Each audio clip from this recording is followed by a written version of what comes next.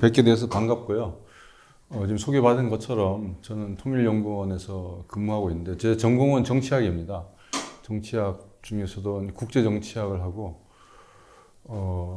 80년대, 저 80년대 중반 학번인데 그때부터 이제 기장교회를 통해서 이 북한 문제나 통일 문제에 관심을 갖고 공부도 하고 실천을 해왔는데 뭐 수요일에도 좀 살았습니다. 여기 대충 위치도 알고 오랜만에 와서 반갑습니다. 제가 목회자나 신학자가 아니라서 은혜로운 그 용어나 성경의 전거나 이런 것을 갖고 제가 말할 그 입장은 안 되고요. 제가 좀 가졌던 경험이나 또 제가 지금 사회과학을 하기 때문에 그런 것들을 조금 활용해서 제 나름대로 여러분과 토의할 수 있는 얘기거리, 문제의식을 제가 표현을 하고 여러분하고 얘기할 수 있는 계기로 이해해 주시면 감사하겠습니다. 예, 뭐 이런 순서로 제가 좀 얘기를 해보려고 합니다. 한국 교회의 통일 운동이니까 크게 이제 여기 이제 대학원생들이 많은 것 같아서 조금 학술적인 방식으로 취해도 괜찮을 것 같은데 한국 교회의 통일 운동이니까 그 한국 교회라고 하면은 어떻게 봐야 될 건지 교회 다니는 사람 한 사람부터 해서 한국 교회를 대표하는 어떤 연합 기관이나 여기 같은 경우는 뭐 기장총회 뭐 이렇게도 볼 수 있지만은 한국 교회라는 개념을 구성하는 여러 단위나 차원들이 다양할 것 같습니다.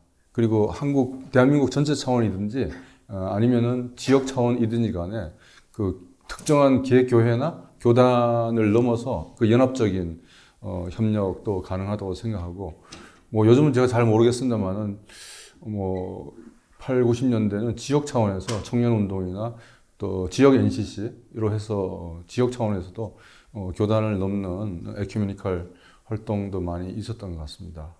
그리고 여기서 교회는 좁은 의미로 이제 개신교이기 때문에 교회로 본다면은 이제 평신도 교인과 또 영향력을 발휘하는 장로님과 뭐 목회자와 이런 삼각 관계도 있지 않을까 싶습니다. 올라오면서 오랜만에 송암교회를 지나가 봤는데 참 감회가 새롭습니다. 마당은 똑같은데 마당이 되게 좁아졌다는 생각이 들고 그러면서도 그 마당이나 그 공간을 그대로 유지하고 있다는 것에 대해서 되게 감사하고 더 감사한 것은 살짝 저도 오늘 차를 갖고 왔는데 지나가면서 교회 안에 그 평화 뭐뭐뭐 해서 자그마한 그 프랜카드가 있더라고요. 참 그게 그래도 송암교회가 옛날에 그 기청 연합 활동 하자 그럴 때는 잘 나오지도 않더니만 그래도 그 목사님하고 그 교인들이 좋으신 분이신지 그래도 계속 이제 평화라고 하는 것은 그 앞에 걸고 있다는 것에 기쁜 마음이었고요. 그 건너편에 저거 있죠. 저 성당. 거기 성당도 좀 다녔어요. 예. 거기는 보니까 월드컵 여기서 축구 우리 2000년 그 월드컵 4강 갔을 때 그때는 그 성당에 붉은 벽돌이 넓잖아요. 높고 거기에 빔을 써갖고 같이 보면서 거기는 그 성당이 좋은 게 이게 공개적으로 그 생맥주 통 있잖아요. 그걸 갖다 놓고 이렇게 나눠주면서 응원하고 이겨갖고 길거리에 나와서 했던 기억도 나고 그리고 화교사랑 이 세 개 이 지역의 그 종교 기관이 연합해서 주민들 돕기 운동하는 것도 제가 잘 알고 있고 가끔 뉴스에도 나오는 거 알고 있습니다. 참 여기가 좋은 곳이라고. 이 한국교회 얘기하다가 얘기가 좀 이상하게 됐는데요. 잘 양해해 주시고. 이제 통일운동, 뭐 평화운동, 인권운동, 어떤 부문이나 목적을 띈 운동을 얘기할 때 지금 오른쪽부터 말씀드리는데요. 이건 뭐 제가 옛날 생각이 납니다. 이제 운동할 때, 뭐 학생운동이든지 통일운동이든지 그 민간이 하는 그런 시민사회운동의 구성이 이렇게 되지 않느냐 생각합니다. 목적이 있고, 수단이 있고, 환경. 이 환경은 어떤 뭐 국가 차원의 뭐 정책이든지 시민사회 차원의 운동이든 간에 그걸 둘러싼 주객관적인 환경이 있다는 것이죠. 그래서 우리의 의도와 목적 한 축이 있고 또 그것을 둘러싸고 있는 환경이 있고 그다음에 우리가 수행할 수 있는 여기 수단이 있지만은 수단이나 어떤 그 정책, 운동, 수행 능력, 도구 이런 것들로 크게 구성되어 있다고 생각을 합니다. 아마 이 프레임만 갖고서 우리 뭐 기장의 통일운동이나 한국교회의 통일운동을 평가하고 또 분석하고 또 대안을 검토할 수도 있지 않을까 생각을 해보고 아마 제가 그 다음에 진행할 얘기들도 아마 이런 틀 속에서 얘기가 될 걸로 생각합니다. 이제 왼쪽을 보시면은 우리가 이제 보통 일반적으로 운동이라고 할 때는 시민사회가 특정한 보편 가치 선을 위해서 거기에 뜻을 함께하는 시민들이 자발적으로 모여서 하는 어떤 의식적인 아니면 조직적인 활동의 총체라고 얘기를 할 때 통일운동은 당연히 민간 통일운동을 얘기합니다. 이제 그 중에서 이제 교회 통일운동이 하나의 그 사회 집단으로서 하는 운동일 텐데 민간 통일운동의 선상에서 이루어지기 때문에 그 보편성과 연속성이 있고 또 그걸 수행하는 집단 내진 공간으로서의 교회의 특수성이 있지 않습니까? 뭐 의전이라든지 신앙이라든지 또 그것과 연관되어 있는 자기 표현 양식이 있을 겁니다. 이제 그것이 특수성으로 이제 나타나는데 그것이 민간 통일운동 전체와 어떻게 조화를 이룰 것이냐, 또 조화를 이루면서도 교회의 정체성이나 이런 것들을 어떻게 유지하고 또 공유를 해낼 거냐. 이게 이제 모순되거나 현실에서 충돌이 되면은 이 통일운동의 발전보다는 좀 다른 그것과 좀 멀어지는 경향이 있죠. 아니면은 교회의 특수한 정체성이나 자기 속성을 강조하다 보면은 교회는 유지가 되는데 통일운동이라는 이 전체적으로 추구하는 그 목적에는 기여하는 바가 또 이렇게 멀어질 수 있는. 이렇게 이론적으로는 조화를 맺을 수 있지만은 현실에서는 반드시 그렇지만은 않을 수도 있는 그런 경험이 있어서 많이 있고요. 이런 얘기를 처음에 들어가는 차원에서 얘기를 좀 해보고자 합니다. 뭐 제가 잘 모릅니다만 이 신학대학원에서도 보면은 이 교회의 선교 활동 뭐 이런 것들을 이렇게 공부하고 논문을 쓰시는 그 분야도 있다고 들었어요. 그 뭐라고 이름 부른지 모르지만은 이것도 뭐 그런 것 예로 사례 연구가 가능하지 않을까 싶습니다. 오른쪽 그림은요, 1988년, 아니 87년인가? 87년 8월인가 9월인가 인천 송도 아시죠? 지금은 뭐 엄청나게 이제 커졌는데 그 당시에는 뭐 그렇지 않았던 걸로 생각합니다. 88년 2월 29일 NCC 총회에서 그 당시 연동교회에서 열렸는데요. 그 종로구가 그때 우리가 나중에 88선언이라고 그 이름 붙이는 이 민족의 통일과 평화에 관한 한국 기독교의 선언이 이루어졌습니다. 이 선언은 뭐 이쪽 교회 통일 운동을 관심이 있으신 분들은 상당히 중요한 또 문서이고 국내적으로도 상당히 많이 알려져 있는데요. 이 선언에 기초하셨던 분들 중에서 지금 생존하고 계시는 분들이 이제 몇 분 안 계시죠. 기장에 지금 여기 관여하셨던 분 중에서 지금 살아 계시는 분이 누가 있을까요? 지금 아무튼 제가 알기로는 이삼열 교수님, 노정선 교수님, 또 두 분 다 예장인데 기장 쪽은 오재식 원장님. 오재식 원장님은 평신도예요. 예, 아마 유일하게 평신도로 예. 이 선언문이 상당히 중요한데요. 이때 이제 총회를 앞두고 뭐 한두 달 시간을 내서 만든 게 아니라 전두환이 이제 광주를 짓밟고 들어서고 나서부터 아마 이런 문제의식이 교회 지도자들 내에서 있었던 것 같습니다. 민주화가 안 되는 게 왜 안 되느냐? 되는 것 같으면서 또 왜 이게 반동이 일어나느냐? 우리 한국 사회 전체 사회 운동 속에서는 민주화와 통일, 민족 문제 이것의 어떤 그 근원성이라 할까요? 이런 것을 둘러싸고 학술적인 논의는 그 다음 후에 따라왔고 처음에는 이렇게 사회 운동의 방향을 둘러싸고 논의들이 많이 있었습니다. 70년대부터 유신 중반 때부터 그리고 그런 논의는 해외에서도 많이 있었는데 그때 이제 교회 목사님들이나 지도자들이 많은 건설적인 논쟁을 하셨죠. 민주화를 먼저 해야 되느냐. 민주화를 먼저 하고 난 다음에 거기서 확보한 우리 정치 사회적인 이런 분위기를 갖고서 북한과 평화적인 협상을 통해서 통일로 나가야 되느냐. 그게 가능하냐. 응?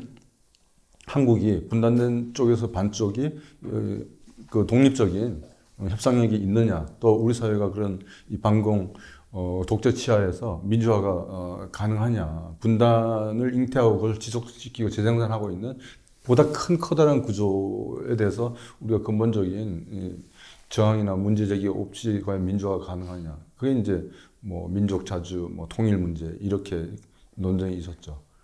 박정희도 여기 연세에 드신 분들 좀 계시는 것 같은데, 뭐 성건설 후통일, 뭐 5.16을 일으켰을 때는 그 반공통일 이걸 명분을 했지만 실제 정권을 잡고 나서는 정권을 장기화하기 위해서는 자기 눈에 보이는 물질적인 성과가 있어야죠. 그래서 그게 경제 성장이고 5개년 경제 5개년 기업을 이렇게 지속되지 않았습니까? 그 마찬가지입니다.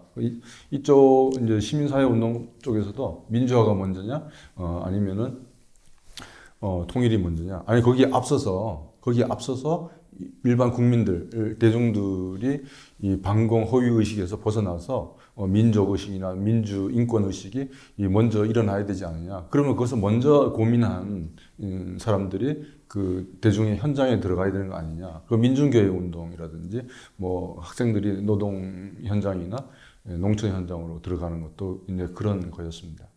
그래서 전두환이 들어서고 나서부터 비밀리에 이 한국교회가 민족의 미래와 한반도 평화를 위해서 어떤 역할을 해야 되고 어떤 비전을 가져야 되고 그럼 무엇부터 해야 되느냐. 이 말하자면 비전과 원칙과 전략 전술 이런 것들, 이게 사회과학적인 표현입니다. 여기 참여했던 목회자님들이나 지도자들이 그런 표현을 썼는지 제가 모르겠는데요. 그렇게 해서 이게 나온 겁니다. 그리고 그 와중에 이제 정보기관으로부터 이런 걸 한다는 게 알려지고 나서 이 회의도 당하고 협박도 당하고 했는데, 아무래도 일반 노동이라든지 일반 사회 현장보다는 교회가 그래도 이게 완전히 마음대로 들어오지 못하는 그런 것들을 잘 활용하시고 또 네트워크를 잘 활용하셔서 이 선언을 만들었는데, 이 선언의 주요 구성이 이렇게 됩니다. 그래서 이 원칙과 남북한 정부에 대한 건의나 교회가 해야 될 이런 일이 있지만은 뭐 돌아가신 서광선 선생님께서 이쪽에 그 신학 파트를 쓰셨는데 이 재책 고백에 해당되는 부분을 이제 쓰셨죠. 예, 그래서 항상 뭐 살아생전에도 들을 때마다 강조하시는 게, 우리가 교인들한테 또 사회를 향해서 무엇을 하자, 무엇을 해야 된다 이렇게 따라와라 하기 전에 우리가 지금까지 존재하고 있는 이 분단 현실 속에서 어떠한 일을 했는지, 어떤 잘못을 했는지에 대한 재책 고백, 신앙 고백이 먼저 있어야 된다. 그런 말씀을 강조했었던 게 기억이 납니다. 그 위에 한국교회가 이제 분단 이전에 구한말 때부터 우리가 이 신앙을 받아들이는 선교 전통, 우리 역사의 현실 속에서 어떻게 신앙 고백하고 실천해 왔는지, 그 분단 현실에 대한 인식, 이런 것들로 이루어져 있습니다. 혹시 지금 여기서 어떤 젠더 이슈라든지 아니면 기후 변화라든지 드리고 싶은 말씀은, 이게 88년 2월이거든요.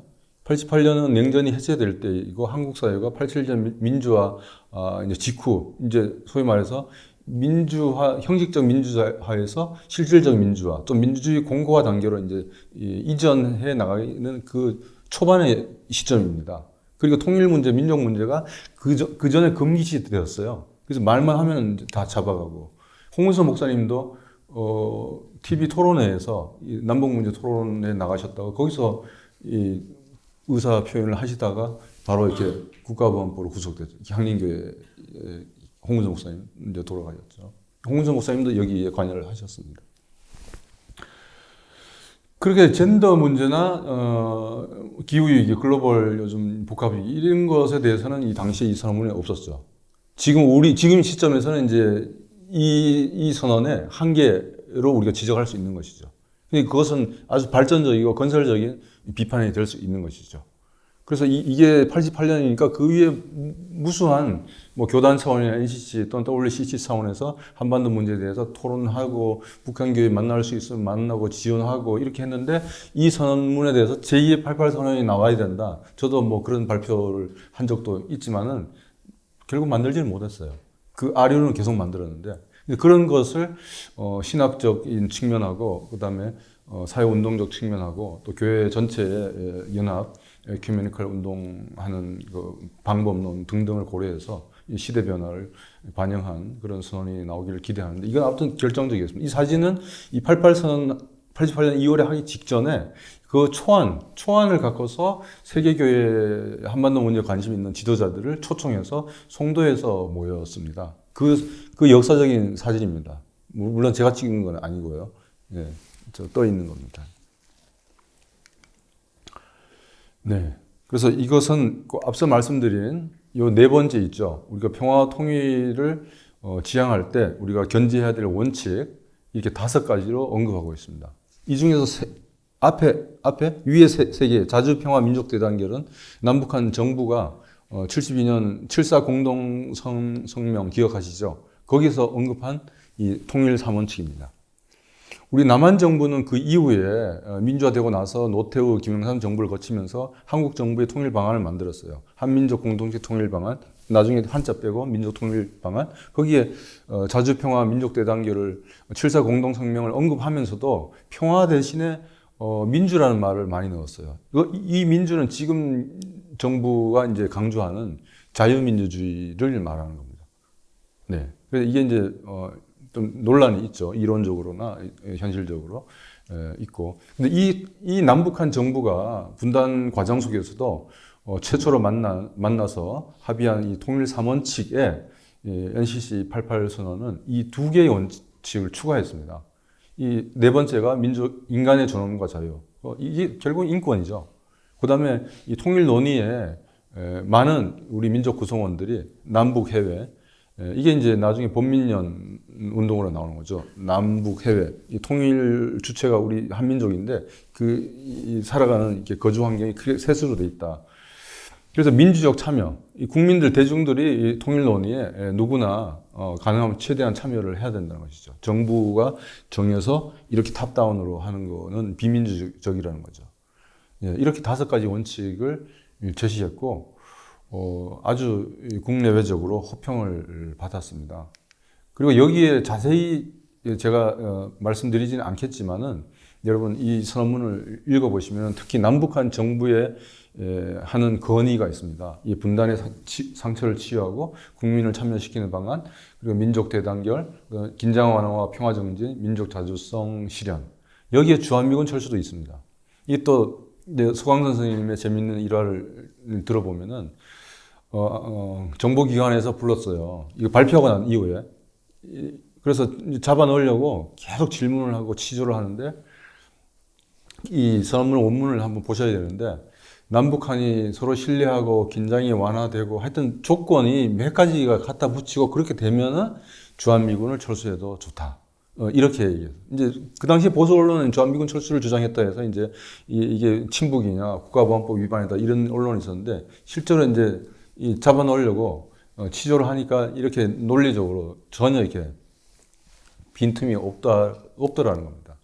그리고 그 당시에 말씀드린 정부의 민족 공동체 통일 방안, 이것은 법적으로는 아니지만은 그 당시에 김대중, 김영삼, 김종필 그때 뭐 평화민주당 또 뭐 통일민주당 또 무슨 공화당 이 세 사람, 그 당시 노태우 대통령이 대통령일 때요. 그때 당시 통일원 장관이었던 이영구 전 서울대 교수인데 그분도 그 정부의 통일 방안을 만들 때 이 NCC의 이 여러 가지 88 선언에 담긴 의견을 많이 참고했다라고 하는 얘기를 나중에 어떤 책에서도 봤습니다. 그리고 교회가 해야 될 일 중에 이렇게 크게 5가지로 엮여 있는데요. 저도 그 당시에 이제 뭐 이렇게 신앙이 성경 지식이 약해갖고 이 신년이라는 얘기를 그때 이제 처음 들었는데 듣고 나니까 이게 상당히 많이 좋은 의미고 또 이 국제적으로 남북 간의 소득, 여기서 남북은 글로벌 사우스, 글로벌 노스, 그 부유한 북쪽에, 우리도 북쪽에 있나요? 예, 적도 위쪽에. 그리고 가난한 나라들이 대부분 이제 남쪽에 있다 그래서 70년대부터 이미 세계적 차원에서 경제적 격차, 남북 지역 국가 간에, 그래서 이런 경제적인 소득 격차, 특히 그 북쪽에 잘 사는 나라들이 사실 제국주의 시대 때 이 제3세계 국가들의 자원과 인력을 많이 약탈수탈했죠. 노예제까지 포함해서. 그래서 그런 소득 격차라든지 경제적인 이런 불평등을 해소하기 위해서 특히 이쪽 남쪽에 있는 나라들은 경제 개발을 하기 위해서 북쪽에 있는 나라들한테 원조도 받지만은 기술이나 차관 금액 이런 것들을 상당히 많이 부채를 많이 갖고 있습니다. 그래서 디폴트한 나라들도 있고 하는데 그 부채를 탕감하자고 하는 그 주빌리 캠페인이라고 하는 글로벌 부채 탕감 운동하는 NGO도 있어요. 그것도 사실 이것에 기초한 이런 성경에 기초한 운동이라는 것을 나중에 알았죠. 저도 제가 뭐 잘 모르니까요. 근데 아무튼 이게 엄청난 거였고 이건 뭐 사회적으로가 아니라 그 반공 의식에 상당히 우리 한국 교회도 대부분 반공 의식에 영향을 받고 있는데 이 희년이라는 그 성경 구약에 나오는 그 개념 또 그것에 한반도 분단 현실에서 어떻게 적용되냐에 대해서 신학적인 성찰 이것들이 상당히 큰 영향을 미쳤다고 생각합니다. 그다음에 교회 갱신, 그다음에 평화와 통일을 지향하는 교육. 이제 그 북한이 사실 좀 이렇게 양면성이 있죠, 그죠? 우리의 적이기도 하고 동포이기도 하고 그래서 이중적인데 이중적인 이미지 중에서 어느 한쪽을 편파적으로 선택하고 한쪽을 누락시킬 때, 배제할 때 그것이 정치적인 논쟁이나 정파 간의 어떤 대립의 어떤 소재로 쓰여지는데 어쨌든 간에 계속해서 우리는 북한이 이제 빨갱이 뿔 달린 집단 우리를 또 쳐들어올 사람을 봤던 그런 적대 의식만 갖고 북한을 바라봤던 데에서 다른 측면을 동시에 보자라고 하면서 이제 평화 통일 교육을 하자고 했고요. 같은 맥락에서 이제 남북한 사이에 또 통일 북한 문제를 둘러싸고 우리 교회 내에서 입장의 차이를 좀 보다 큰 틀에서 저 희년이라든지 민족의 화해라든지 큰 틀에서 우리가 다시 우리를 되돌아보고 교육하고 신앙 고백하자는 이런 것도 있었습니다. 그리고 이 분단 통일 문제를 위해서 이게 여러분 한국 전쟁 또 이 분단은 이게 어떻게 한국 전쟁이 여러분 내전이라고 생각하십니까? 아니면 국제 전쟁이라고 생각하세요? 내전이라고 얘기하면은 빨갱이 소리 좀 많이 듣고요. 국제전 그 중에서도 이제 반공 성전이라 얘기하면 박수 받는 시대가 많았는데요. 학계에서는 그 중에 하나가 선택하는 게 아니고 두 측면이 다 있었다. 처음에 내전으로 시작됐는데 국제사회가 많이 개입을 했죠. 이것은 국제화된 내전이라고 얘기합니다. 한국 전쟁이 대표적이고 이 전쟁이 또 완전히 끝나지 않았죠. 그래서 이 남북 우리 민족 내적인 측면이 있고 그다음 국제적인 측면이 있습니다. 그래서 이 한반도 평화 통일을 관심을 갖고 있는 또 우리가 더욱더 이제 협력을 오자게 되기 때문에 이 국제연대 그리고 또 국외에는 우리 해외 동포들과의 이제 손을 많이 잡자 이런 얘기들도 많이 있었습니다. 지금 뭐 이 얘기는 아시는 분은 다 아시지만은 또 이제 잘 안 들으셨던 분들을 생각하면 이건 지금까지 그리고 앞으로 우리가 통일과 평화 문제를 얘기할 때 우리가 기본적으로 뭐랄까요 논의의 기준이라 할까 또 해왔던 것을 평가하는 또 기준 내다볼 때 최소한의 1차적인 그 하나의 그 레퍼런스가 될 수 있을 거라고 생각해서 다시 한번 상기하는 차원에서 말씀을 드렸습니다. 여기서부터 교회가 해왔던 지금 하고 있는 이 통일운동을 몇 가지 영역으로 나누어서 이제 말씀을 드리는데 이것이 아까 교회 통일운동이 민간 통일운동이 하나이면서도 자체의 그 특수성이 있다고 했잖아요. 그게 이거라고 생각합니다. 나머지 반전평화운동, 남북교류협력운동, 통일준비, 통일교육 뭐 이것은 우리 교회에서도 하지만 다른 시민단체, 다른 어떤 뭐 이렇게 노동자, 농민들도 다 할 수 있는 건데 이 교회에서 하고 있는 통일운동 중에서 그 특수성을 반영한 활동은 이거다는 거죠. 이게 뭐 신학적으로 뭐 그런 뭐 표현이 있죠, 그죠? 을의 예전이 있고, 그 다음에 또 같은 믿음의 공동체 구성원들 사이에 일치, 서로 또 친교 뭐 이런 게 있는 것이죠. 그런데 여기서 교회 통일운동에서의 기도와 일치라고 하는 것은 그 화해, 평화, 통일을 공유하고 또 그 내용을 다시 만들어가고 그것을 우리의 믿음의 공동체들 내에서 그것을 표현하고 또 먼저 생각하지 못한 분한테 이것을 공유해 나가는 그런 신앙적인 활동 그리고 의전, 의례까지 다 포함한다고 생각합니다. 그것이 물론 이렇게 예배당 안에서만 있는 것은 아니겠죠. 피해를 당한 이산 가족이라든지 아니면 또 남북 간의 국지적 충돌 때문에 발생한 인명 피해가 있는 현장이라든지 또 그런 것이 또 일어날 위험성이 있는 접경 지역에서 가서 하기도 하고 지금 그 DMZ는 아니죠. 뭐 무슨 그 한계선 군사 한계선 안에 들어있는 그 국경선 평화학교라고 들어보셨어요? 철원에 있는 정지석 목사님이 하고 계시죠. 예, 뭐 그것도 예, 이런 노력이 아닌가. 거기는 유학생 해외에 있는 사람들도 오죠. 예, 오는데 그 국경선 평화학교가 요즘 어렵게 건물을 짓긴 했지만 다 기본적으로 가르치는 사람, 듣는 사람 다 자기 돈 갖고 와야 돼요. 거기서 따로 이제 뭐 지원이 안 되니까.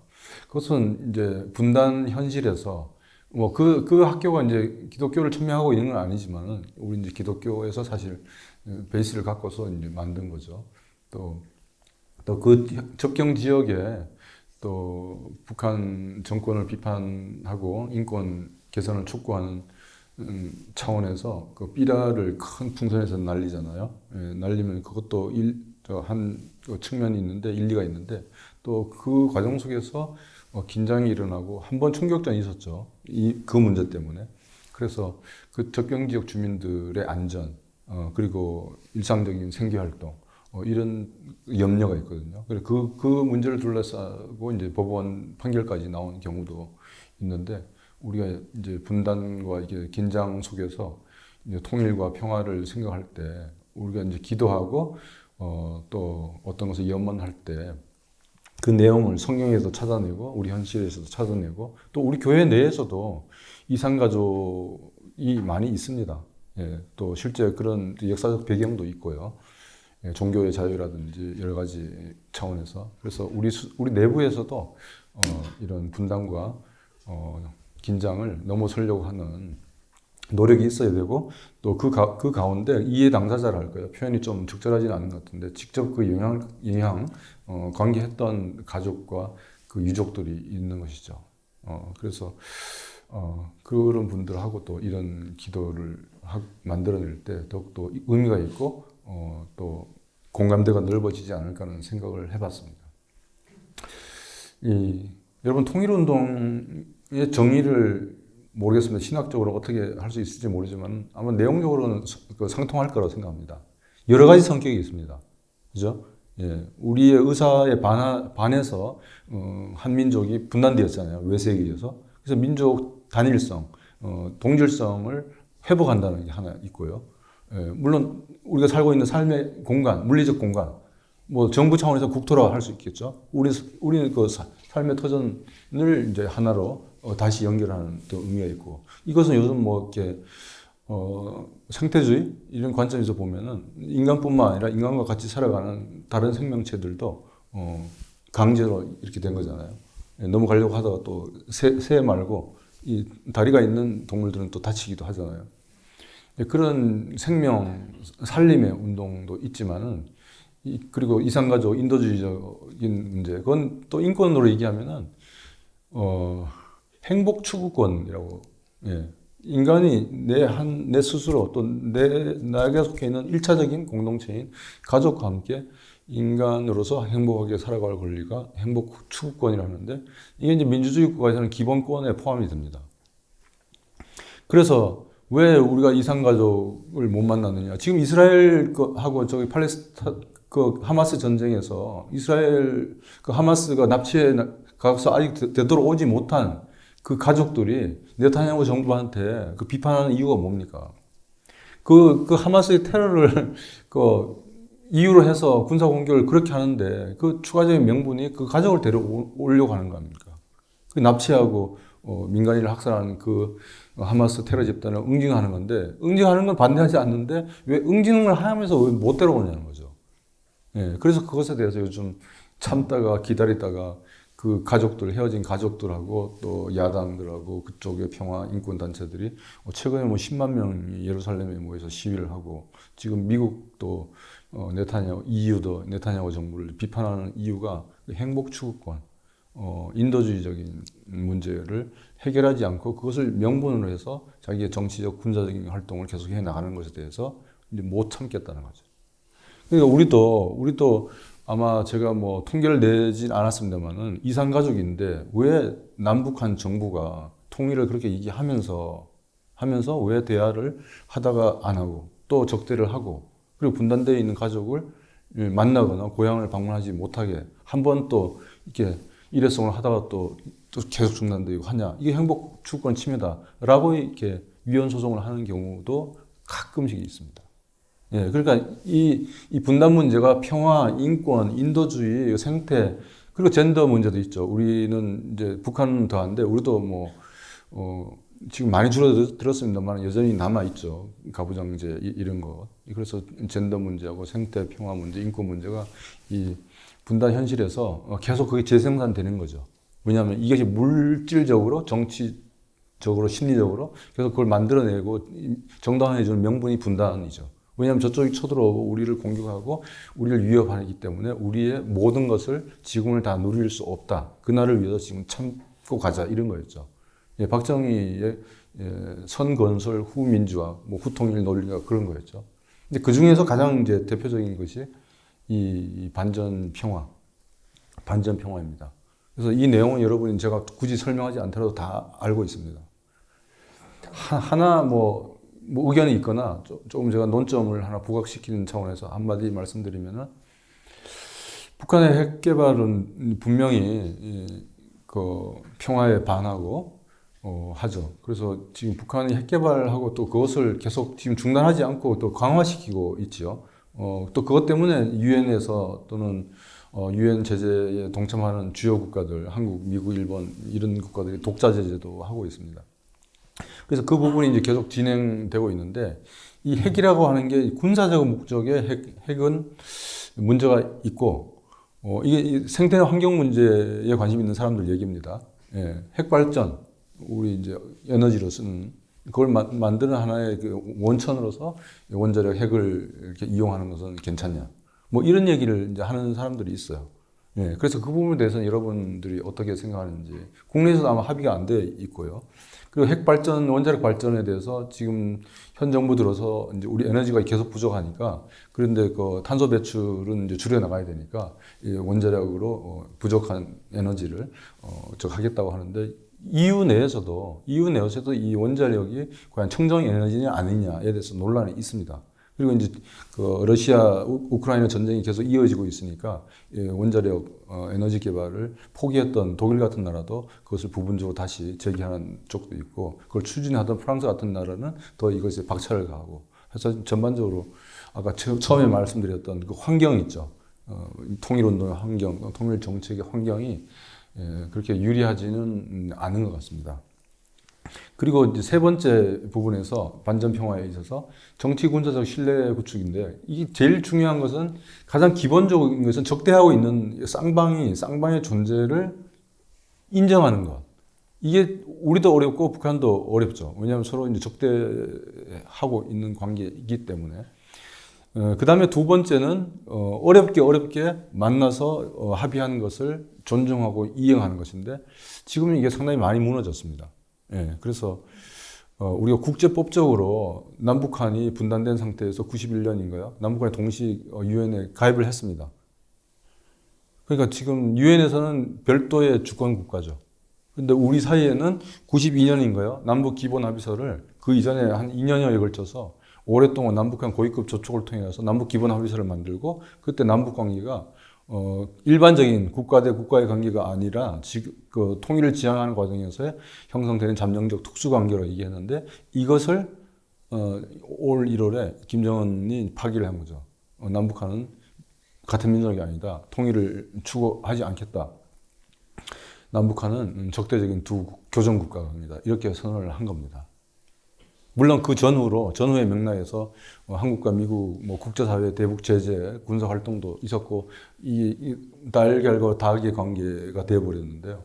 어쨌든 지금 이 반전평화가 통일운동, 교회 통일운동의 중요한 활동 영역 중에 하나인데, 현실은 상당히 지금 엄중하다는 거죠. 그래서 조금 관심 있는 사람들은 이 3, 4월에 그냥 넘어가는 게 이게 아유, 그 예전에 1차 북핵 위기가 94년인가요? 그때 북한이 처음으로 이제 핵 개발을 하고 핵확산 금지 조약 탈퇴하고 미국이 클린턴 정부죠. 북한의 핵시설을 그 외과 수술지 공격을 한다라고 하고 그렇게 시뮬레이션을 돌려보니까 뭐 이기기는 이기는데 주한미군을 포함해서 한국 사람들이 한 100만 명 가까이 희생될 것 같다 그래서 안 하고 카터 전 대통령을 내세워서 김일성 주석을 만나러 기억나시죠? 예, 예. 그때 기독교회관에서 그 우리들이 그 금식 철야 기도회를 했습니다. 그 전쟁 반대하고 김장 고조 행위를 중단하라고 그 기억이 나네요. 예.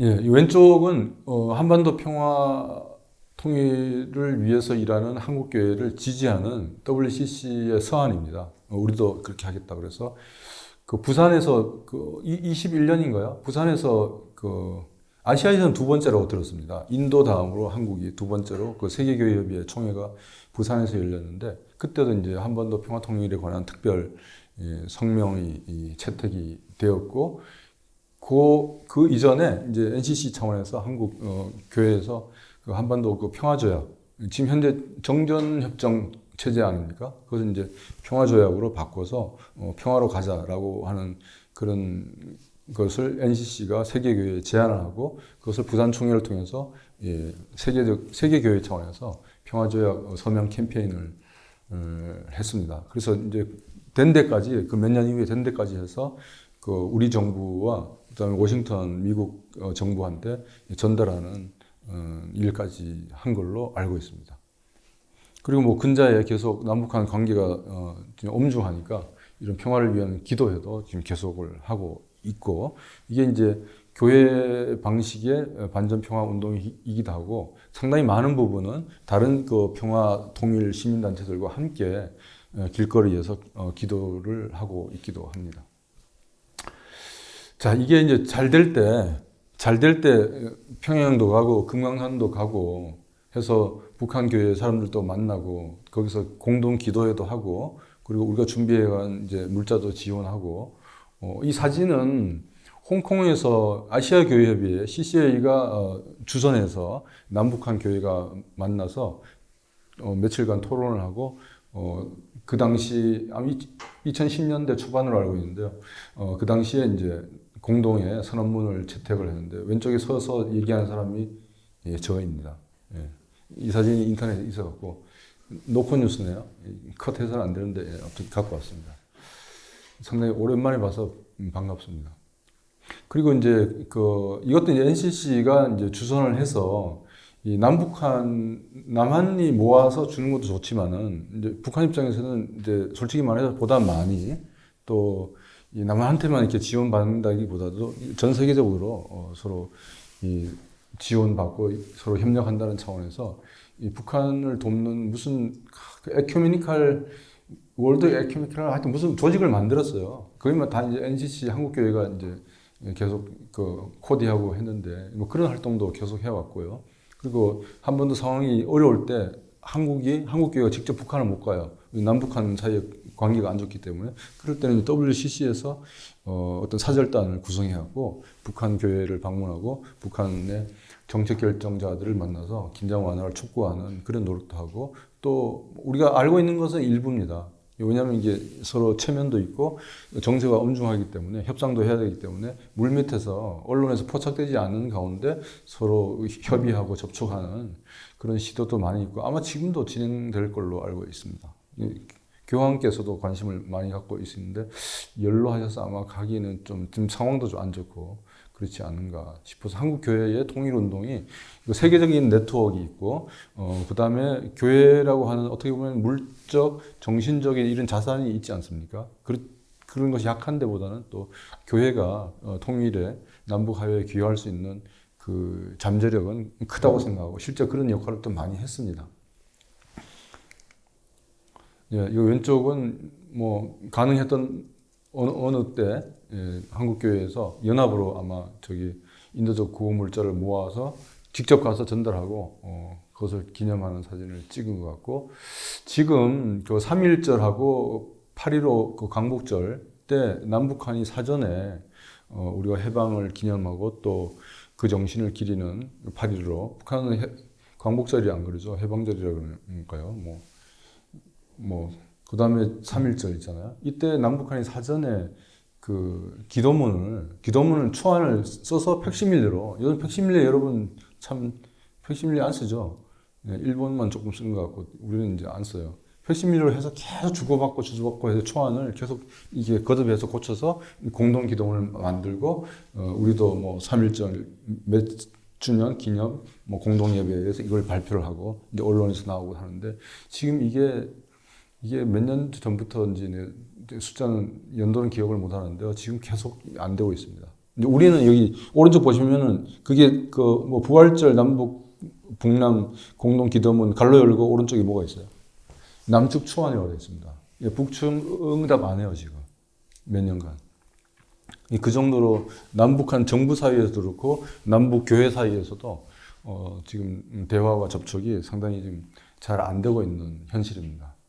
그 말은 잘 될 때가 있었다는 거고 앞으로 잘 될 수도 있다는 거죠. 근데 이제 언제 어떻게 되냐는 우리에 달려 있는 거죠. 그리고 이제 나머지 하나는 당연히 교육, 또 이 지도력 개발, 또 정책 아이디어 개발, 뭐 이런 것을 하기 위한 여러 가지 또 해외 세미나 교육 프로그램이 있고, 현장 답사, 필드 트립 이런 것까지 다 포함해서 이런 활동들도 하고 있습니다.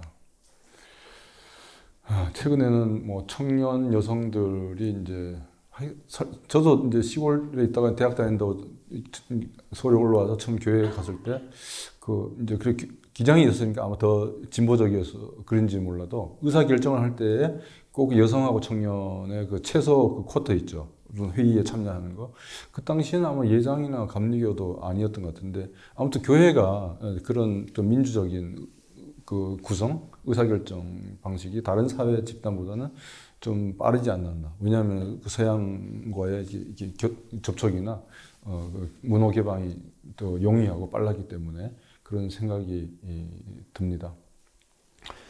제가 이렇게 나열적으로 얘기했는데요. 지금 여기서 이제 논점을 한두 개 더 가져보면은 아까 처음에 그 민간 통일 운동의 하나로서 교회 통일 운동을 얘기했는데 교회 통일 운동의 특수성이 있다고 얘기했죠. 이것은 또 지금 이 얘기하니까 또 약간 오버랩이 되는데 80년대 기독 청년 학생 운동이 정체성이 도대체 뭐냐? 정체성 논쟁이 있었어요. 책에는 어디 나오는지 모르겠는데 그래서 우리가 신앙 운동의 연장선상으로서 민주화 운동이냐? 아니면은 정말 반독재 민주화 투쟁에 우리가 기여하는 게 더 중요하냐? 그리고 세 번째는 하여튼 뭐 세 번째가 있었는데 그건 제가 확실히 지금 기억이 안 나고요. 그런 논쟁이 있었습니다. 그걸 약간 적용한다 그럴까요? 통일운동이 우리 한국 교회의 발전과 이 선교의 어떤 이 파이 이걸 크게 하기 위한 측면이 성격이 강한 거냐? 아니면 그런 걸 좀 희생하고 뭐 이렇게 좀 이렇게 감수하더라도 우리가 일반적으로 말하는 통일과 남북 화해에 우리가 헌신하는 것이 더 강하냐. 이게 극단화되면 도구화가 되는 거죠, 교회가. 그래서 그때 그 도구론이라는 비판을 받았죠.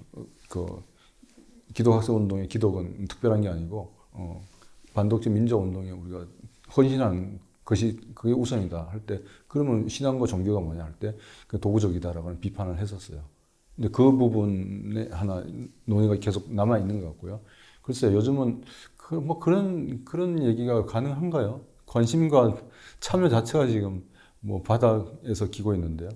예, 제가 이제 서울대에 좀 비정규직 교수로 좀 7, 8년 있다가 지금 일을 왔는데 거기 이제 갤럽 아시죠? 한국 갤럽. 거기에서 우리 국민들 2천여 명을 대상으로 해서 매년 통일 여론조사를 합니다. 지금 국내에서는 가장 오랫동안 하고 있습니다. 2007년부터 했으니까요. 전체적으로 통일을 지지한다는 여론은 2007년은 노무현 대통령이 평양에 가서 2차 남북 정상회담, 김대중 대통령 2000년에 두 번째 하는 그 해에 이루어졌습니다. 그게 10월에 정상회담 했지만 그때 분위기는 이미 무르익고 예상을 하고 있었어요. 이 설문조사는 8월에 합니다. 여름 7, 8월에. 발표를 가을에 하는데 그때 보면은 통일을 지지하는 우리 국민 전체 평균적인 여론은 60% 후반. 지금은 50% 겨우겨우. 근데 청년들은 지금 30% 초반 뭐 이렇게 차이가 엄청나게 큽니다. 네. 그런데 요즘 이제 북한이 계속 3대 세습에다가 계속 핵미사일을 하죠. 남북한이 이제 교류 이런 게 없다 보니까 북한에 대한 혐오 의식이 높아지죠. 또 우리도 우리 나름대로 앞길이 녹록지 않아요. 이렇게 해서 상당히 관심이 많이 떨어졌죠. 그랬을 때 이제 통일을 뒤로 갈 거냐. 근데 우리 헌법상으로는 또 안 그렇거든요. 예. 뒤로 갈 거냐? 아니면 통일을 우리가 어떻게 생각해야 되느냐. 그래서 저는 과감하게 나의 이익이 통일 논의에 반영이 돼야 된다. 그렇게 해야만이 이 청년들을 포함해서 국민들의 무관심이 줄어들지 않겠냐는 거죠.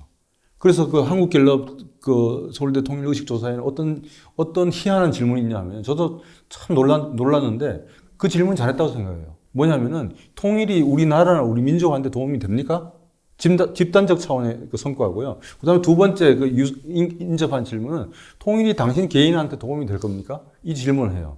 격차가 당연히 있죠. 격차가 점점 더 벌어집니다. 이것이 던지는 그 시사점이 뭐냐는 거죠. 그래서 뭐 실용주의적 통일, 나의 관심이 투영된 통일. 아까 또 통일 5원칙 중에서 국민 참여 원칙이 있었잖아요. 예. 그 정부 차원에서도 이제 그런 것에 대해서 이제 자기 비판이 있어야 되고, 교회에서 통일을 주창했던 지도자들도 그런 것에 대해서 이제 좀 되돌아봐야 되는 거죠. 그리고 한 사람 한 사람 입장에서 봤을 때도 예, 이게 내 통일 세금을 내면 내 취직이란 우리 집 저 경제도 어려운데 그거 어떻게 해? 이렇게 생각할 수 있지만은 조금 나의 이해관계가 그 반영될 수 있는 통일 논의에 대한 문제 의식을 얘기하는 것도 우리 또 한 사람 한 사람의 또 역할이 아닌가 싶은 그러니까 그런 생각이 들었습니다. 이 통일의 공적인 차원과 사적 특수한 차원의 괴리가 넓어지는 것을 어떻게 우리가 볼 거냐. 거기에 우리 교회나 교회의 지도자인 여러분, 되려고 하는 여러분이 어떻게 이제 거기서 관여할 거냐 이런 거가 있습니다. 마지막으로 제가 시간을 어떻게 지키고 있는지 잘 모르는데요. 아무튼 이렇게 얘기를 하면서 제가 그 하나하나 건별로 얘기를 하기가 조금 적절하지 않는 것 같아서 네 가지 차원에서 우리가 대안을 논의하기 위한 문제 제기를 하고자 합니다. 첫 번째는 이제 이 교회 통일 운동이기 때문에 이제 교회가 통일 또는 민족, 한반도 평화를 얘기할 때 어떤 그 위상을 갖고 있는지. 아까 처음에 88 선언 말씀드릴 때 그 선언문에 교회의 과제 역할이 있지 않았습니까? 그것을 이제 상기를 하면서 또 그때와 지금이랑 좀 많이 다르잖아요. 경제적인 차원이나 남북 관계나 또 한국과 국제사회의 관계나 또 국내의 그 세대 변화라든지 가치관의 변화라든지 이런 것들을 많이 좀 참고를 해야 되지 않을까. 이제는 또 다문화도 있고 뭐 최근에 보니까 뭐 우리 교단 기장에서는 무엇을 하고 있는지 제가 잘 모르겠는데 그냥 제가 알고 있는 정보로는 그 기사연 있죠. 기독교 사회문제연구원. 원래 연구하는데요. 연구하는데 최근에 보니까 이 통일 뭐 다른 사회 문제도 하는데 다른 사회 문제에 대해서는 아마 뭐 청년들의 뭐 관심 참여 이런 거였고 통일 문제에 있어서도 교회가 뭐 무엇을 할 수 있을 거냐 청년들의 관심사가 뭐 어느 정도이냐 어떤 지금 여론상에 세대 간에 이 차이가 있느냐 그런 연구 보고서들이 몇 편 있더라고요. 그래서 혹시 그쪽에 논문을 쓰시는 분들은 참고를 해도 좋을 것 같은데 아무튼 교회상의 재정립 통일과 관련해서 여기서 교회는 아까 처음에 제가 그 전제를 했던 것처럼 개교회일 수도 있고 나 한 사람 기독교인일 수도 있고 아니면 연합 조직일 수도 있고 그것은 논의가 복잡하면 특정한 영역으로 잘라서 해도 되고 뭐 얘기를 잘 하실 수 있으면 다 엮어서 얘기를 해도 좋을 것 같고요. 그다음 두 번째는 그 통일상의 재정립이라고 했는데 지금 민족 이념 체제 중심에 지금 현재 우리 뭐 헌법도 있기는 있고 또 우리가 유엔에 가입했기 때문에 북한도 가입했죠. 유엔이 국제사회가 추구하는 보편 가치들이 있습니다. 그거 냉전이 붕괴되면서 우리 사회가 자의반 타의반으로 민주화와 세계화, 정부화가 이제 결합되면서 이 다원적인 현상과 세계와 개방되어 있고 소통하는 이런 분위기가 있는데 우리가 아직까지 그렇게 완전하게 예를 들어서 우리가 이제 경제적으로나 군사적으로는 세계 한 5위에서 10위권에 있습니다. 무기 수출 수입도 엄청납니다. 그런데 이제 뭐랄까 좀 포용력이라 그럴까요? 아니면은 어떤 그 도덕적인 윤리적 차원에서 세계를 뭐 선도한다 그럴까? 이제 이런 것 측면에서 아직까지 또 우리 사회의 안정성, 뭐 이렇게 다원성 뭐 이런 거, 뭐 자살률, 경제적 격차 뭐 등등 그러면 우리 OECD에서 상당히 낮은 위치에 있는데요. 네, 그게 이제 통일 문제와 원인으로서도 통일 문제와 관련이 있고 또는 미래 비전으로서도 이제 관련이 있다고 생각합니다. 분단 문제가. 그리고 이거 밑에 있는 평화통일에서 평화통일 평화는 제가 좀 듣든지 말든지 계속 제가 주장하고 있는데 이름하여 평화주의적 통일입니다. 앞에 평화통일은 평화가 수단이자 절차입니다. 그걸 우리가 무시할 수 없죠. 우리가 전쟁을 했고 전쟁의 위험이 있고 또 심지어 핵전쟁의 위험이 있기 때문에 그래서 아까 반전평화라든지 정치군사적 신뢰 구축은 당연히 해야 되는데 그리고 나서 남북한이 통일되거나 통일 비스무리한 분위기가 된다는 거죠. 자유왕래라든지 경제 교류 협력이 활발할 때 우리는 북한 주민을 어떻게 생각할 거냐. 그 여러 가지 우리가 그 시나리오가 있죠, 그죠? 예, 돈도 많이 버는 곳, 또 세컨 하우스를 갖고 있는 지역, 북한 주민들의 값싼 노동력, 뭐 등등 여러 가지들 생각을 하죠. 근데 그런 생각을 우리만 하는 게 아니에요. 중국도 하고 있고, 일본도 하고 있고, 미국도 하고 있고. 그랬을 때 그 마지막 평화 통일 다음의 평화는 목적이라는 거죠. 또는 그림을 그럴듯하게 얘기하면 평화 공동체라는 거죠. 그게 이제 그 남유다 북이스라엘이 그 분단되고 났을 때 그때 이사야에서 쭉 나오는 희망하는 그 19절이 있잖아요. 그게 여기서 말하는 목적으로서 평화 공동체가 아닌가는 생각합니다. 여기서 이제 평화는 이제 굳이 얘기하자면 앞에 부분은 소극적 평화고 폭력이 부재한, 물리적 폭력이 부재한, 뒤에 부분은 적극적 평화를 얘기하는 거죠. 네. 뭐 그런 생각을 해봤는데 지금은 뭐 언감생심이죠. 그 다음에 세 번째 지금 우리 북한은 이중적인 이미지가 있어야죠. 그래서 모순된 이미지죠. 그래서 내 마음이 편하려고 또 내 어떤 목적, 필요에 따라서 그 모순적인 정체성, 북한에 대한 정체성 둘 중에 하나를 갖고 오는 거죠. 선택주의적 태도입니다. 근데 그럼 이 둘 다를 품어 안는다는 것은 정말 어려워요. 보통 사람이. 그래서 뭐 교회가 신앙이 깊은 교회 지도자인 사람은 이걸 둘 다를 품으면서 내적인 긴장을 자기가 계속 느끼고 인식하면서도 그 내적 긴장 속에서 그 둘을 품어 안고 그것을 넘어서는 정반 합을 지향하는 그런 기도와 실천과 이런 걸 할 수 있을 텐데 이 두 개의 그 모순적인 대북 정체성은 사실 어렵습니다. 그래서 요즘 북한은 당신은 어떻게 생각하세요? 적입니다. 동포입니다. 있고 우리가 사지선다형을 중시하잖아요. 두 개만 하면 이분법이라 요거도 먹으니까 요즘 3번, 4번이 있어요. 경쟁의 대상, 협력의 대상 이렇게 네 가지가 있어요. 요즘 질문을 이렇게 하거든요. 뭐 이렇게 해서 좋고 아니면은 동포화적인 그 모순된 그 이미지가 있는 건 사실인데 또 다른 정체성을 우리가 상상할 수 있지 않을까 싶다는 거죠. 그게 뭘까 혹시 뭐 토론할 수 있는 기회가 되면 해보고요. 그래서 그런 얘기를 하는 이론적 근거는 여기 평화폭력 연속체라는 겁니다. 제가 뭐 최근에 이제 논문을 하나 썼는데요. 뭐 그 피스 컨티넘이라는 책이 있어요. 이게 미국의 여성학자들이 세 분이 같이 쓴 건데 폭력은 평화하고 이웃지간이라는 거예요. 폭력 바로 옆에 평화가 있다는 거예요. 그 이상적으로 여기 대량 학살이 있어요. 지금 그 이스라엘하고 그 우크라이나에서 일어나는 것은 극단적인 폭력으로서 민간인 대량 학살이 있고 그리고 극단적인 유토피아로서 여기 뭐 평화 공동체로 해도 좋고 하나님 나라고 해도 좋아요. 적극적 평화가 구현된 상태이죠. 이 하나의 연속 스펙트럼 사이에 평화가 조금 더 많은 상태, 폭력이 적은 상태, 폭력이 많은 상태, 평화가 덜한 상태가 여러 가지 점점 이어져 있다는 거죠. 그 중에 이제 몇 가지 그 포인트를 설정할 수 있는 거죠. 그거 갖고 그 사회를, 미국 사회를 이렇게 평가를 하고 추세를 낼 수 있다는 거죠.